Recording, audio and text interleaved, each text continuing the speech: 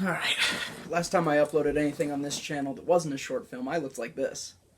How the times they are a-changin', right? Amazing what 2 years can do to you, huh? Alright, hey everybody. If you know me, or you can even just see bits and pieces of my room behind me, you know I love movies, and I've even made a few of my own. But this fall, I'm actually leaving this sweet, cozy room of mine to go to college to study film. So, I decided it only fitting, since that's what I'm going into, to make a list of my top 50 favorite movies of all time, so I can see, before I go into film school, my thoughts on my favorite movies, and if any of those thoughts change by the time I come out of film school. I don't know, I think it would just be cool to see how my opinion shifts over time, if it does at all, which it more than likely will. So anyways, I chose 25 live-action movies and 25 animated movies, just to keep things balanced. And yeah. I forgot my line. But keep in mind while you're watching my list, it is exactly that. This is my list. They are movies I find infinitely rewatchable no matter what they are. So this isn't exactly ranking what I think to be the 50 best produced movies of all time, or the best movies ever made. This is not a definitive list by any standpoint whatsoever. This is just my opinion. So, take it with a grain of salt. I'm not anything special. I'm just a kid who makes movies. That being said, my movies have been shown in New York, and I mean, it was an international film festival, but that's not the point. I'm sure this list will look different for anybody who makes one. So, feel free to tell me some of your favorite movies and stuff in the comments. I'd love to hear it. I just love movies. So, hopefully me shedding some light on some of these movies that maybe you've never heard of will get you into them too. That's the only thing I can hope for, because good movies need to be watched. And the more good movies you watch, the more good movies are made. At least that's what I choose to believe. Also, I just want to point out, like I said, these are not the best movies of all time. It's just my opinion. Because you will definitely see at least one or two absolute dumpster fires on this list. What can I say? I love me a good bad movie. With all that being said, before we get into the actual list, I want to go down with some honorable mentions. Just movies that just almost made the top 50, but just came short a bit. Can you see the lava lamp in the background? I turned it on like an hour ago, and it's doing nothing. I don't know. This video is going to take like 4 hours to film, so we'll see what happens. Okay, so most of these are in alphabetical order. If they're not, I don't care. Stop. 10 Cloverfield Lane, really good despite the last 10 minutes. Birdemic Shock and Terror, one of the best bad movies ever made. Birdman, The Dark Knight, Endgame, a really satisfying conclusion to the MCU after this 11-year journey, and a really nice conclusion for Iron Man, Robert Downey Jr.'s character. Fantastic Mr. Fox, Fargo, Good Will Hunting, Gremlins, Guardians of the Galaxy 1, Hercules, Holes, Hoodwinked, a surprisingly fantastic movie that's really well written, and it's only held back by its absolutely terrible animation.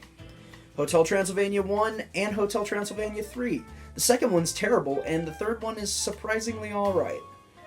Infinity War, one of the best superhero movies ever made, which is really surprising considering it has like 50-something main characters.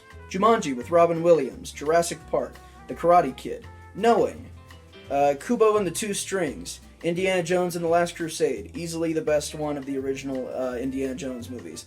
The Lego Movie 2, the second part, a really good sequel. Life of Pi, Monsters Inc., The Many Adventures of Winnie the Pooh, because it's really sweet. My Big Fat Greek Wedding, the only good romantic comedy ever made. Over the Hedge, Pirates of the Caribbean 1 and Pirates of the Caribbean 2. Pirates 1 because it's legitimately a really good movie, and Pirates 2 because the special effects are incredible and Davy Jones is a really interesting villain. The Polar Express, Pulp Fiction, Star Trek 2, Star Trek 4, and Star Trek First Contact, Star Wars, Super Mario Bros., one of my favorite good bad movies of all time. It has some amazing elements, and then it's just corny garbage throughout the whole thing, and it's amazing. Vice. Good movie. Synecdoche, New York, Up, Wall-E, Whiplash, one of the best movies made in the last 10 years, and Zodiac. Alright, so that was the honorable mentions list, but there are a few more movies that just barely miss the top 50. And if I thought about it just a little harder, some of these could probably and should probably be in the top 50, but I don't want to rewrite my entire video because it's already like 27 pages long, so we're just going to keep it at this. Alright, what almost made it in? 12 Angry Men, an incredible, incredible movie that everyone should watch. Atlantis: The Lost Empire, super underrated. The Fugitive, one of the best paced movies I've ever seen. Gravity, incredible special effects, the story is a little weak from time to time, but a really impressive movie. Iron Man 1, probably one of the best movies the MCU's ever put out, and it's kind of sad that it hasn't been able to be topped by that, but we'll get into that later. Mr. Megorium's Wonder Emporium, the best kids movie ever made in my opinion, and nobody's ever heard of it, which is really unfortunate, because it's really, really good. The Sixth Sense, one of the few movies that I consider to be almost perfect. It's really, really good. Spider-Man 2, the best of the Tobey Maguire Raimi trilogy. Swiss Army Man, a really unique movie with a tone that I really, really enjoy. Wallace and Gromit: The Curse of the Were-Rabbit. This was extremely close to being in the top 50, maybe more than any of these other ones were. But we'll save that for another day. It's one of Wallace and Gromit's best outings, and I love it to death. And Zootopia. It was good. On to the list. Also, I'm going to be looking at my script pretty periodically, because like I said, it's like 28 pages. So, we're just gonna go with that. Don't be surprised if I look at a notebook every now and then. Expect a lot of uhs, folks. You're gonna hear really a lot in this video, too. I'm not good at adjectives. Really great family movie with a lot of fun nods and references to older horror movies. It's got a bunch of fun characters, some really enjoyable twists, and a surprisingly really heartfelt and touching third act, which I appreciated a lot. The ending alone stands out as one of my favorites of any animated movie, which is really impressive. It's a wild ride with a nice amount of depth that I think any kid or adult can enjoy. This is a good movie. It's got a nice style, and I really like its Halloween-y atmosphere. It's super memorable and for all the right reasons. It's got some nice and enjoyable and sympathetic main characters who I always remember. And it's got some really, really good set pieces. The house alone makes this entire movie, which is fitting since, it's the title of the movie. It's also got a nice little bit of heart in it every now and then, which I always appreciate in a good movie. It helps you attach yourself to it. Though some may see this movie's animation as a little bit dated, I see this as a pretty timeless movie that I will always enjoy. I have friends who say this is their favorite movie of all time, and I can honestly respect that. It's a really enjoyable movie. I love the characters. Their dialogue and interactions carry nearly every scene in this movie. And when you're not focused on them, you get to see this super vibrant and really nicely animated world. Not to mention the fun side characters and some pretty catchy music. It's one of DreamWorks' best films, and I can't recommend it enough. Also, this movie gets a lot funnier if you picture Tulio and Miguel as Dan and Aaron from Game Grumps. Just saying. The Muppets and the Muppet Movie. Am I cheating by including two movies in one tier on this list?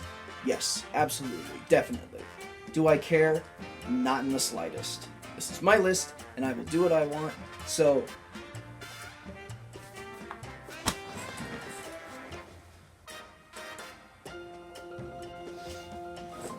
Anyways, my mom used to be a professional puppeteer and a puppet builder. She built puppets for Disney, and she was even a puppeteer in Muppets from Space.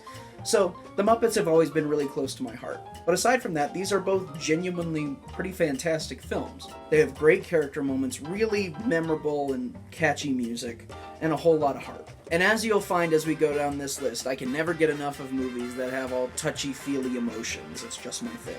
If we want to get specific, I have particularly good memories of the Muppet Movie with Jason Segel, as me and a good friend of mine performed Man or a Muppet, the Oscar-winning song from that movie, at a National Theater tournament a couple years ago. So that was a lot of fun. Here's a video. It's bad quality, and neither of us are on key, but it was a good time. I'm a very manly Muppet. I'm a Muppet man. That's all you get. What can I say about The Breakfast Club that hasn't already been said? I don't know. I have a poster of it, so it must be a good movie. This might be a little outlandish of me to say, but you know how in high school they have required readings like Beowulf and Huckleberry Finn and stuff like that? I think they should start making required viewings. There should be a required viewing in high school. I thought that when I first watched it, and I still think that. It's a really nice view of just how to be nice to each other. that we're all human. It's really nice. It's a good message, and it's an enjoyable movie for its, like, by itself. I'm rambling now, so you know I enjoy it. So, next movie. This is a buddy comedy done right. For a movie that was plagued with such production hell, it really doesn't show in the final product. It's super meta and really self-referential, and the script knows exactly what it is. A really smart deconstruction and character study that is without a doubt my favorite movie by Charlie Kaufman. Charlie Kaufman is one of the most influential public figures about writing, and a lot of his views and philosophies on life are truly something, and it really has impacted me. And this movie pretty perfectly encapsulates that, making for an incredibly insightful and entertaining time. It'll always be better than the remake. But, giving credit where credit was due, Will Smith was the best part of the movie, so. The original one, on the other hand, is without doubt one of the best Disney Renaissance movies, period. Great characters, fun set pieces, a really entertaining and vibrant world to look at, and an unforgettable soundtrack and a really nice sense of atmosphere. And Robin Williams' performance as the genie raises what would have been an already good movie into a great, timeless classic. One of the best animated movies that Disney has produced in years. It's not flawless, but it's got so much great heart and world building that I can easily overlook it. All of the visuals are a lot of fun, and the video gamey aesthetic is really entertaining to watch, especially if you are into old video games, as I am. So, I don't love that movie just for that, it certainly helps, but it tells a nice story. It's a good time. I don't know why I always lump these two movies together. Maybe it was because they were released around the same time, and they had a lot of the same producers and actors and whatever. I don't care. These are both really, really good movies that I can't separate for some reason. One is a cute sci-fi family alien movie, and the other is a classic horror movie, both with amazing production design and a great sense of atmosphere for each. What more can I say?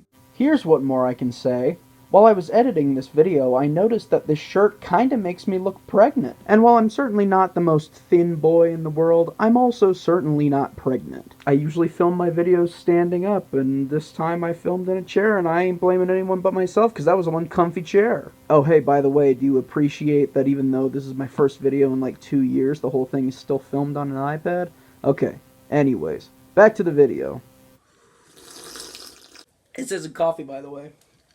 It's like 9 p.m. It's water. At one point in my earlier teenage years, I probably would have said this was my favorite movie. Years later, it's still up there as a pretty good movie. Good enough that it's in my top 50 at the very least. So what is it about this movie? I mean, most people really don't care for it, and they see the first one as a classic, and I really don't blame them for that. Most people put this as a cash grab, which I also can't blame it for, because it definitely is. Is it somewhat shameless? Yes, absolutely, but I've always really enjoyed it. It's kind of riddled with cliches all over the place, but it tells a really nice message of self-acceptance, and it has some nice chemistry between two of Pixar's most beloved characters. Not to mention, it's one of the few movies that has ever given me chills at how well something was executed. The entire climax that takes place in the human world is incredible. Around the ending, when it gets to that scene, you'll know what I'm talking about if you've seen the movie. Even as a kid, I was, like, in awe at what I was seeing.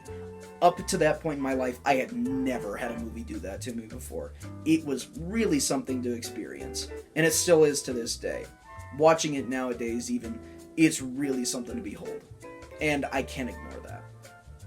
A nice feel-good movie with a pretty good performance from Cuba Gooding Jr., aka O.J. Simpson. Watch that series, it's really, really good. It's super cheesy, but I always finish it with a nice feeling inside. One of the best horror movies and one of the best science fiction movies ever made. Disregarding all of the sequels, whether they be good or bad, this movie stands alone as an incredible triumph. It's got fantastic pacing and some of the best world and creature design that has ever graced film.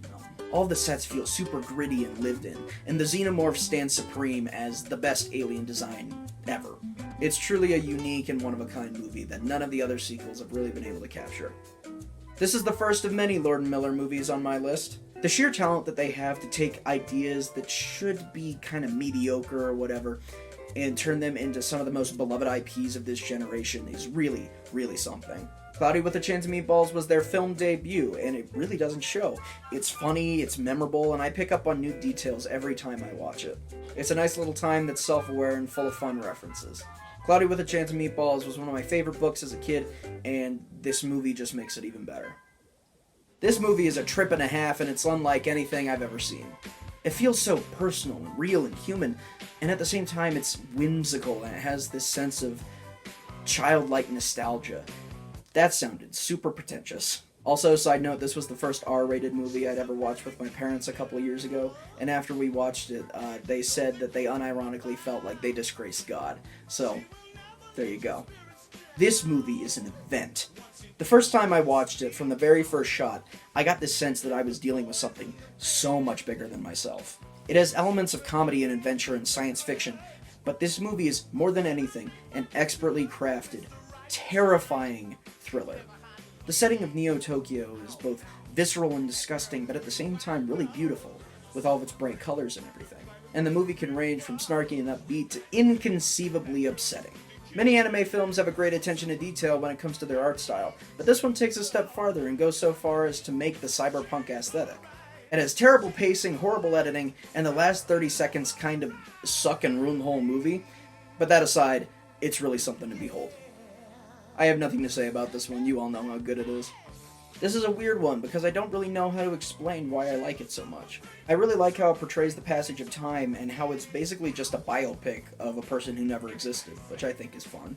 It's just a really engaging and inspiring flick that I think anybody who's into the performing arts can relate to and appreciate. This movie's really underrated. It's a bit hokey, but it's got an interesting view of the future and nice character interactions. I'm also a fan of the production design, and its depiction of the future is very feasible and optimistic. Robin Williams absolutely carries the movie with a nice amount of humor and charisma and affection, as he always does, and most of the side characters can be both charming or sometimes profound, but for whatever reason it doesn't ever seem to get any love. Who knows why? I count these two as one because they're basically codependent. Of all of the movies that I have cheating on this list, of which there are a few more, these two make the most sense to be stuck together. I'd say I like the first one just a little bit more for its themes and its art style, and the 80s setting and atmosphere really helped to bring this world together. But Legacy's soundtrack and its character arc for Kevin Flynn is really good. I'm not sure. I just love the idea of Tron so much for some reason, and I've never really been able to discern why. I just really like the idea of it. The first one is messy, the second one is even messier, but it's got a really great aesthetic, a cool world, and I've always really appreciated it for whatever reason. I always love seeing what the world has to offer. You should watch the show too. It's really good and maybe the best thing the Tron series has ever put forward, so there you go. Spirited Away isn't even a movie. It is a gorgeous experience like no other. It is in a category of one.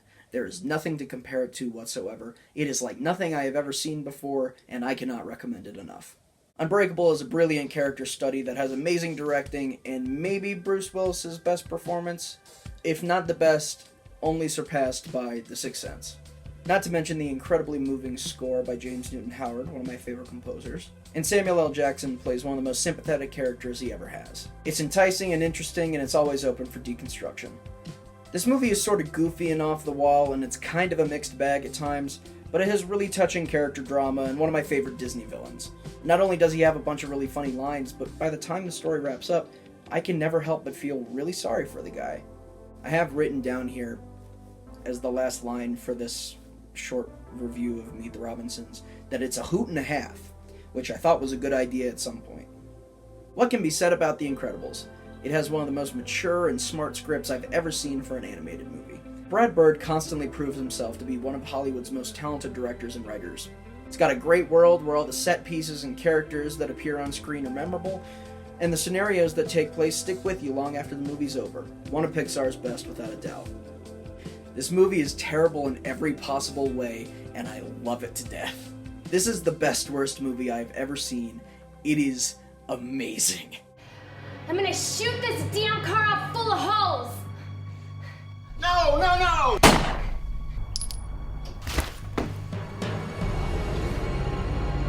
Jim! Amy! You killed him. Dad! No! Allie! Dad! Don't go in there! It's so good. This movie is beautiful and it makes me cry. This film is a little bit of a mixed bag. Its highs are extremely high and its lows are pretty low. A couple of the side characters are pretty terrible, and I absolutely despise the ship's crew in the movie, but everything else about it is really, really solid. The world design and character direction for each individual planet is really, really cool. Everything's unique, and each one has their own feeling that make everything feel really distinct. It's got a good soundtrack and some pretty good original songs by BB and the Goo Goo Dolls. Very early 2000s, but they still stand up pretty well today. The character drama is absolutely fantastic, and the relationship between Jim and Silver is honestly beautiful. Also, this film is huge. The wide expanses of the Ethereum and the shot composition is really incredible. And the excellent voice work is just icing on the cake of an already delectable cake of a film. Wasn't that a great metaphor? This movie's hilarious and random in all the right ways, and I love it to no end. We're getting into the seriously good stuff now. I really don't have to tell you about what a masterpiece Coco is. While some of its ideas are pretty derivative of other Pixar movies, it's so beautiful and done with such finesse that it's not even worth comparing. Its characters, music, art direction, and sense of atmosphere, and all of the Mexican culture involved in it, is honestly beautiful. And if you ask pretty much anybody, most people will unanimously agree that it has one of the best endings of any movie ever made. It takes a lot for me to cry. It takes even more for me to have tears streaming down my face. And this is one of the only movies that has ever done that for me. So, it's pretty special. This is one of the smartest and most sincere movies ever made, and it's really incredible because it's such a corporate idea. There is no reason this movie should work whatsoever. Lord and Miller are just so talented that they can take the mere idea of playing with Legos and turn it into an artistic and self-reflective masterpiece. Its animation style is so intentional and well executed that the first few times I saw this, I was thoroughly sure that it was stop-motion animated. It's that good. Its storytelling is filled with so many great metaphors and humor that it will hopefully go on to be enjoyed forever, and by any age, just like Legos. See the parallels? It's just truly unfortunate that the Academy Board is made up by a bunch of old men who forgot how to have fun 50 years ago, and this wasn't nominated for an Oscar, but hey. It's pretty sad that Star Wars peaked at its second of currently 10 movies, and it was made like 35 years ago, but hey, what can you do? This is one of the only good movies Blue Sky has ever produced, and it's really telling because it's not even an original IP. The Peanuts is one of my favorite just things to ever exist, and this movie is extremely satisfying. This movie really does it good justice, and thank goodness. It just makes me feel warm and fuzzy inside every time I watch it, which is really refreshing and nice. And it finally gives Charlie Brown the ending that he so deserved for like 50 years. It's really touching. It's a good movie. I don't really have anything to say about this one. It's just a really solid, classic Disney movie. I'm sure nostalgia plays a certain role in this one, as it was definitely one of my favorite movies growing up, but it's honestly just a fun and charming time. Yes, all 3 biopics made about the life of Steve Jobs. I don't want to go into a ton of detail about these because at some point in the future I plan on either writing a really long essay about these or making video essays for each one, or maybe just one big video essay combined, because they are all intensely interesting. Pirates of Silicon Valley has some pretty good art direction for a TV movie, and it has really great character beats and fantastic parallelism, and I like my parallelism in storytelling. Jobs has some decent performances, some pretty good music and cinematography, and incredible production design. It's never brought up, but it has really, really great production design. Steve Jobs has remarkable directing and acting, and insane dialogue by Aaron Sorkin. The amounts of tension that this movie builds up just by people talking to each other is really, really incredible. But I'm putting all 3 of these movies together because I kind of include them as a package deal, because none of them really get the story of Steve Jobs right in certain ways, but if you combine the 3 together, you have a pretty cohesive story about one of the most interesting and influential men in recent history. So, I don't know. I find it really, really interesting, and they all have their ups and downs. So, this movie has absolutely no reason to be as good as it is. But leave it to Lord Miller to deliver one of the most creative, stylistic, emotional, artistic, engaging, and beautiful animated films ever made. The storytelling and characters, the music, the editing, the color, even the frame rate makes this movie into a modern-day masterpiece. This is without a doubt the definitive Spider-Man experience when it comes to movies, and it's going to take a lot to be able to top this. It's the definitive Spider-Man experience, and it's without a doubt everything that a superhero movie can and should be. In other words, it's maybe the greatest superhero movie ever made. Technically. There might be another one on this list, maybe, but I don't really count it as a superhero movie, but you'll see. This movie has so much action cheese. It's hokey and it knows it. The action in it isn't super creative, but it's pretty fun, and the way it plays with history is just, it's so good. It's so over the top and funny. It's so good. The characters are funny and memorable, and it has one of the most absurd plots I can think of, and it's great. And the sequel's good too. Maybe a little overly derivative and stupid, but good. This is the only Netflix exclusive movie I have on here, and for good reason, because it is really something special. I don't want to say much about it since it's readily available for you to watch right now, but just know that it is positively superb. It's a unique adaptation of a well-known story that takes its source material and turns it into this complex, moving, wonderful film full of personality and style. Please go watch it right now. It's that good. If I'm being honest, I can't pin down all of the reasons for why I enjoy this movie so much. I mean, I can think of a lot of great things in it, but I can't tell you why it's just so good. Memorable and likable characters, a really addicting soundtrack by Phil Collins that always gets stuck in my head, and some truly beautiful sequences, incredible animation that proves to be my favorite of any traditionally animated Disney film. I don't know, man. This movie is just, it's so good. It has this great sense of innate wonder and magic. And not to mention that the bad guy gets murdered in like the most grisly way imaginable, which is just great to see in a G-rated animated kids film. So this is the first movie on the list that I consider to be like a real heavy hitter. So everything from this point forward is super, super solid. This movie. This is both one of the smartest and stupidest comedies ever made. And when I say this is a smart movie, that's no stretch. I mean, I own a book about the philosophies hidden within its storytelling. It's well executed in absolutely every facet of its production. And of all the movies on this list, it's probably the most quotable of any of them.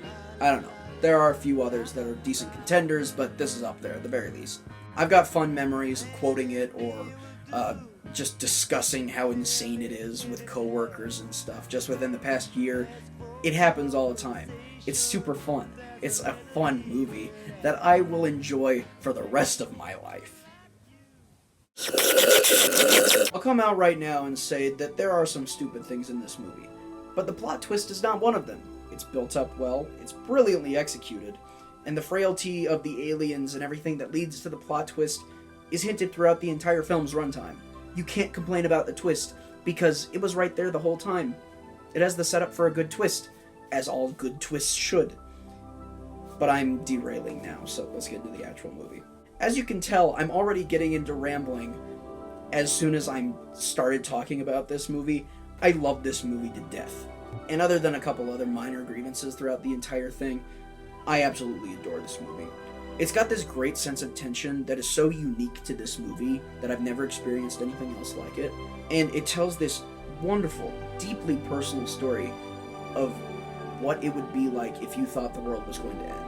It takes the idea of an alien invasion and brings it all down to earth of just the reactions of 4 people in a broken up family. That is so, so smart and such a unique way of telling the end of the world. It's got some of my favorite performances from Mel Gibson and Joaquin Phoenix. Both of the performances are so full of subtlety and realism that it is like mind-blowing. But the movie's really made great by all of the stuff you're not supposed to notice. I love the editing in this movie and how the story is like centered around it and how the editing really complements it.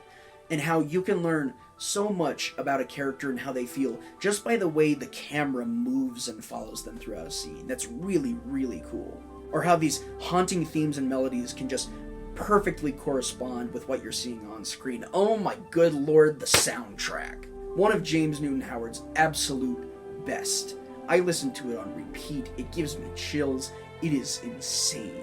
In my opinion, this is the absolute pinnacle of M. Night Shyamalan's career, and even though it can fluctuate in its quality from time to time, I will defend this movie as the masterpiece that it is until the day that I die, because it is just that good.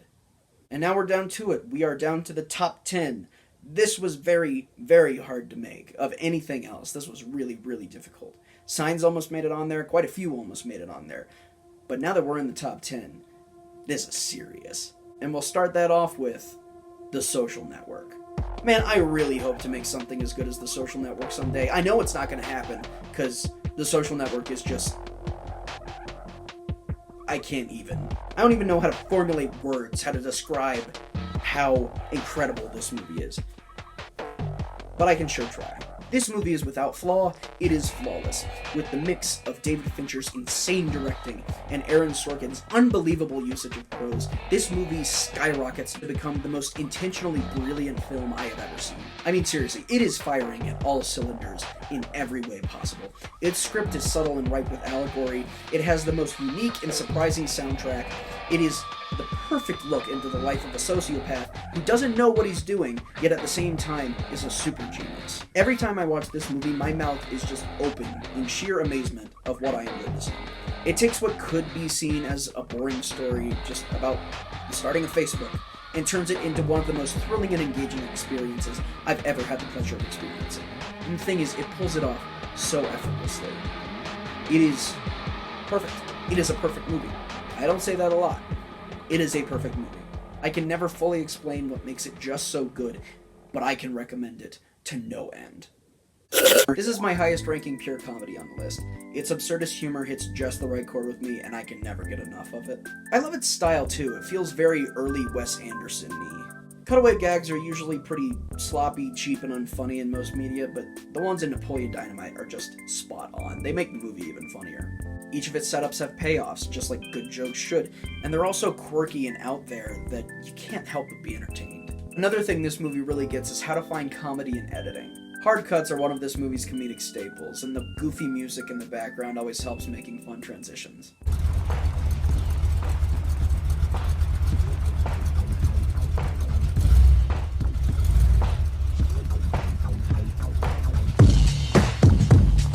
And just the sheer absurdity of its scenarios always get a good laugh out of me. It's definitely a repeated viewing movie. It just gets better every time you watch it. I hated it the first time I saw it, and now it's one of my absolute favorite movies. It's not for everyone, but it most certainly is for me.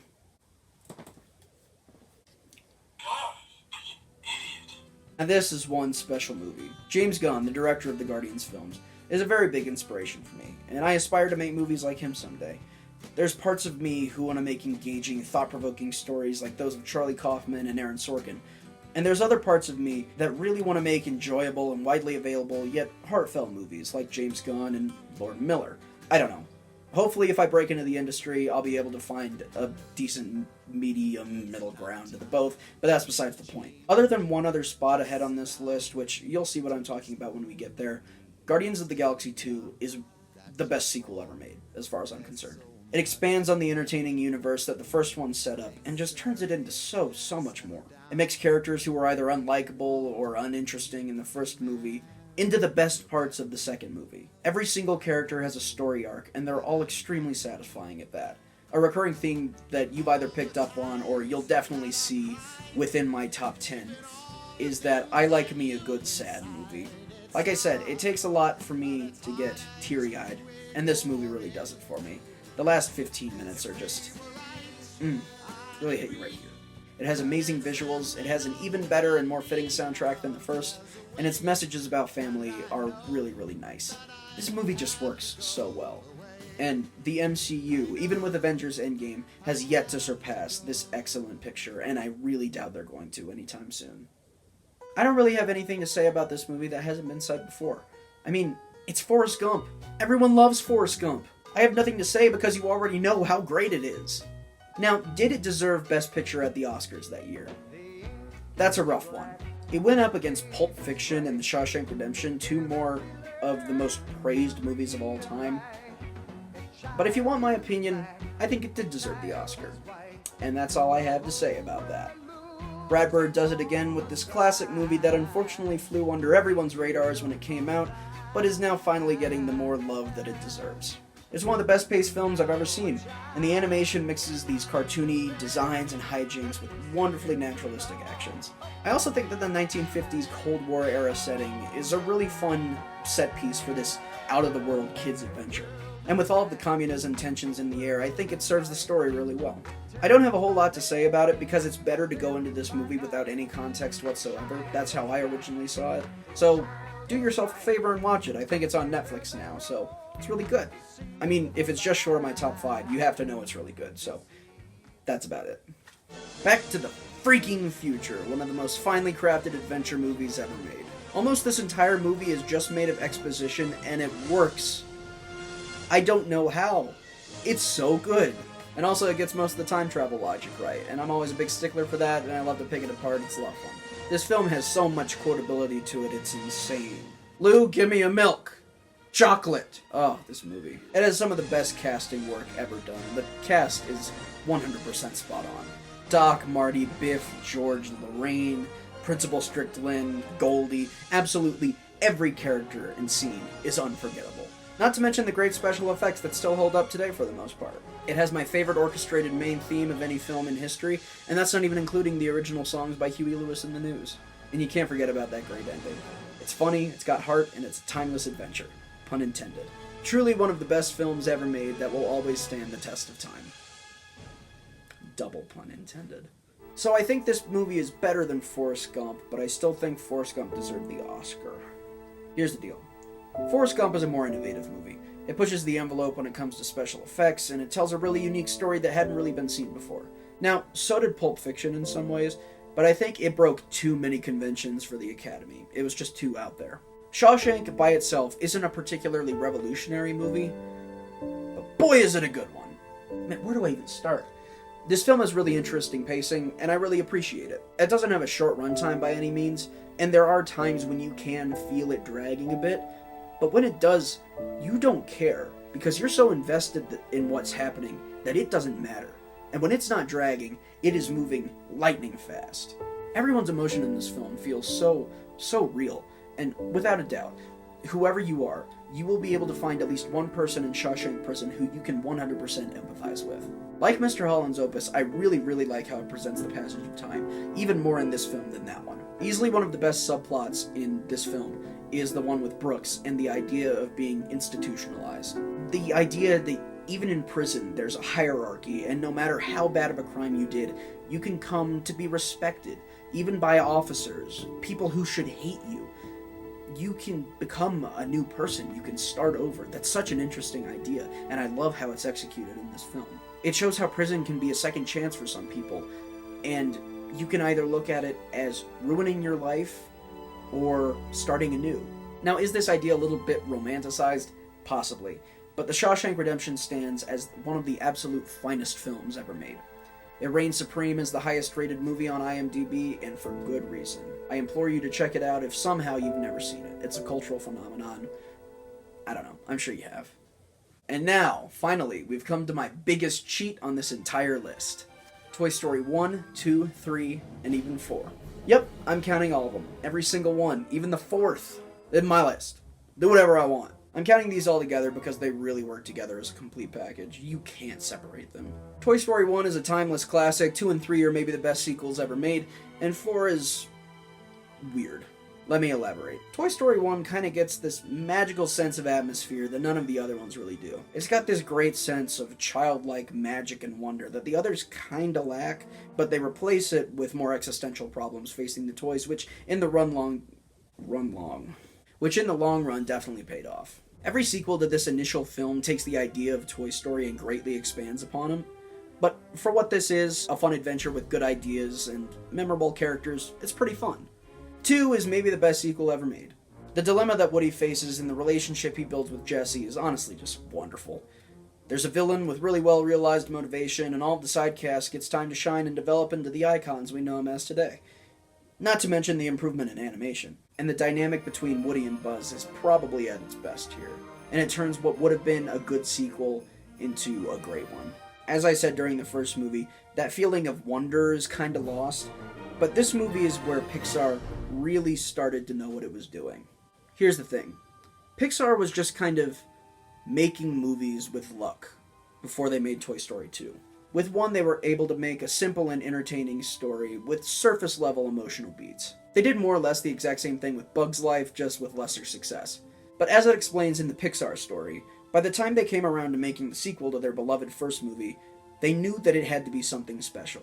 Thus, Pixar hatched their formula on how to make people weep uncontrollably. Toy Story 2 really delves into what it means to be a toy, what it means to be alive, stuff like that. And most importantly, it doesn't rehash anything from the first movie, which I really appreciate, that the sequel does something new and rather expands on the first one, rather than just copy it with a few new characters here and there. It also adds the idea of putting others' needs before your own, which is prevalent throughout the rest of the series. I think it relies a little too often on pop culture references. It can get a little annoying, at least to me, but that doesn't discourage how great of a movie this is. 3 is more divisive than 1 or 2, and some people consider this one a little too derivative of 2 to be considered a great movie, which I can understand, but I think, personally, the new ideologies and elements that they add into this story makes it easily my favorite one in the series.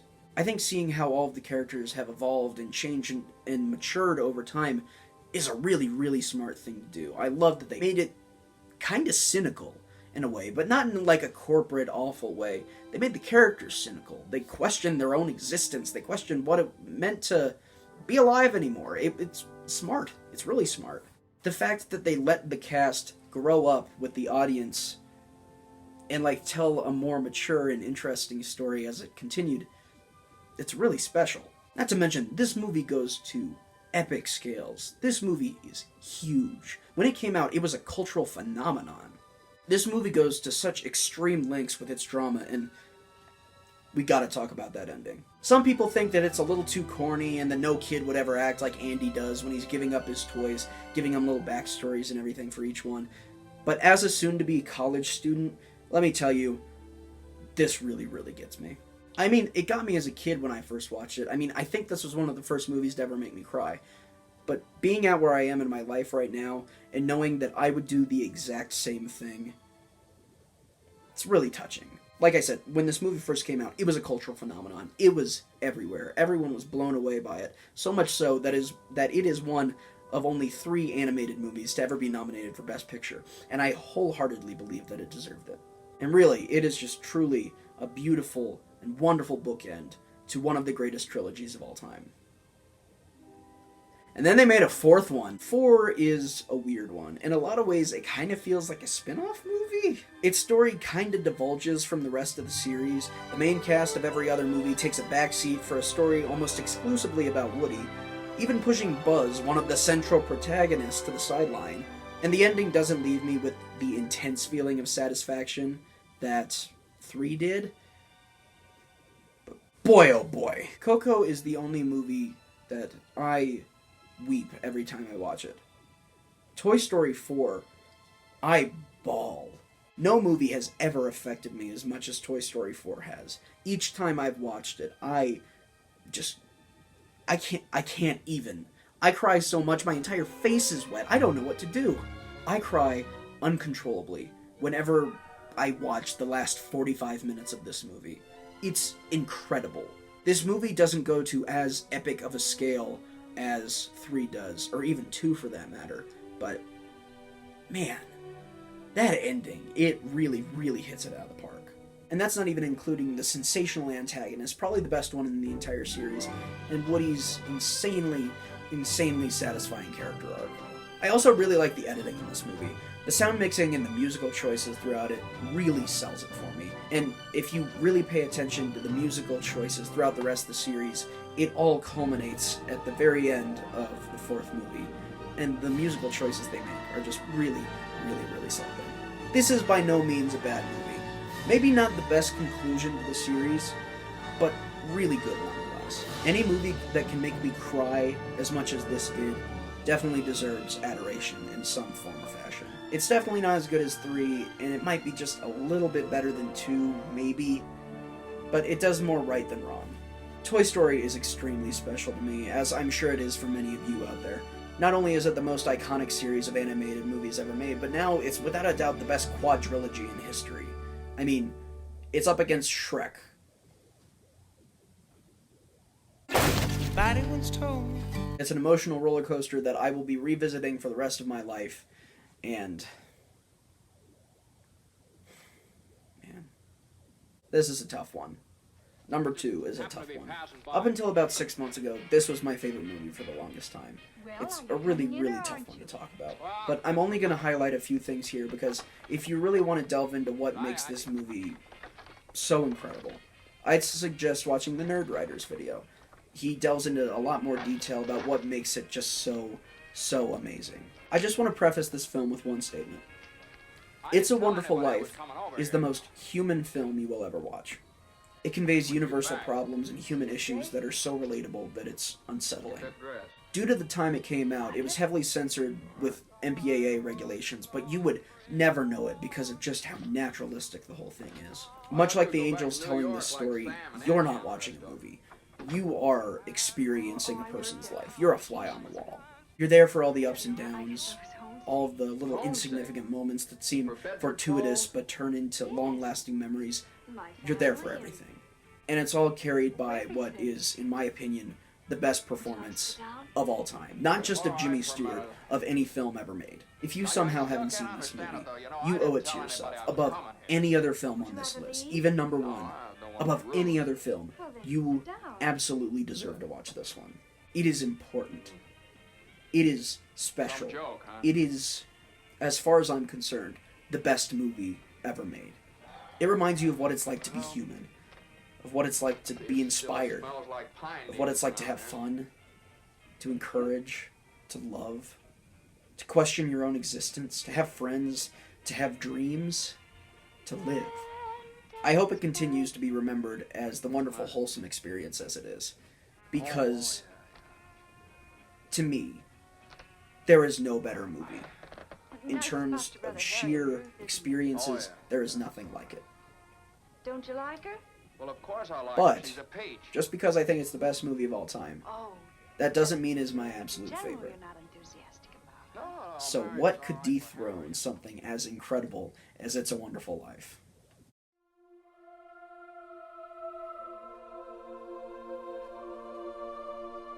There are very few films that I consider to be absolutely perfect. This is one of them. I don't even have much to say about this one, because literally every aspect of this film, as far as I'm concerned, is absolutely, completely, 100% perfect. I don't even have much to say about it, because literally every aspect of this film, as far as I'm concerned, is perfect. I've never seen a film with such a grand scope. And the music, oh, the music. The original songs are beautiful, and the soundtrack is hauntingly personal and touching. I can't even begin to go in about what I love about this film extensively, because it's literally flawless. The unique portrayals of these famous characters, the uniqueness of its storytelling, the subtlety hidden in almost every line of dialogue or frame of animation. Oh, and the animation, just wow. The first time I saw this film, I couldn't even formulate the words for describing what I had just watched. I really love the portrayal of God in this film, and the philosophical questions that can be posed from him. The scene of Moses' first encounter with him in the burning bush is honestly magical. And I just want to bring up the music again, just watch this scene.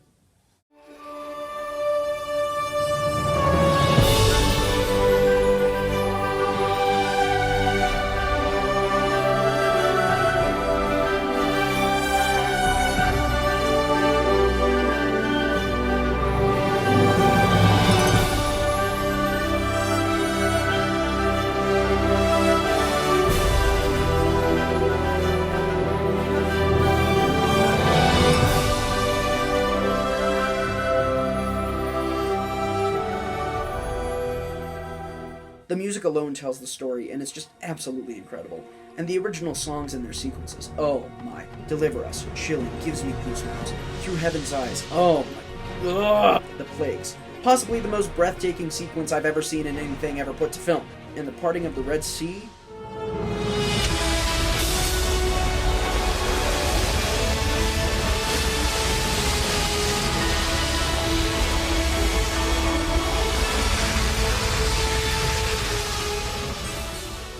magnificent.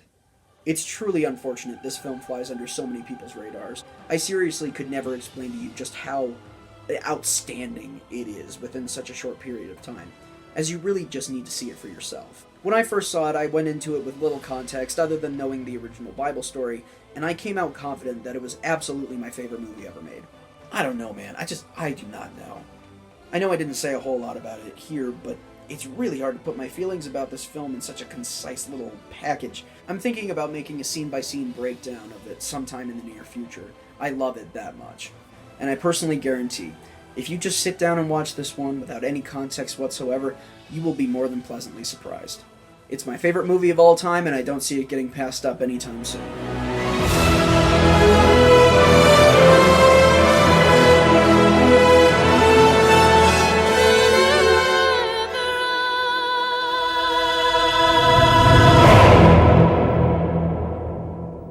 So, that's my list. All 50 of them, and a few extras. Any you agree on, or some you completely don't? Tell me below, I'd love to hear it. I always love hearing your opinions on movies, it's a lot of fun. I'm headed off to college within the next month, and I plan on making at least a few new videos there every now and then. So, until next time, you will have a very good day, good night, I don't know, whatever time of the day it is. So, Matt out. That took like 3.5 hours.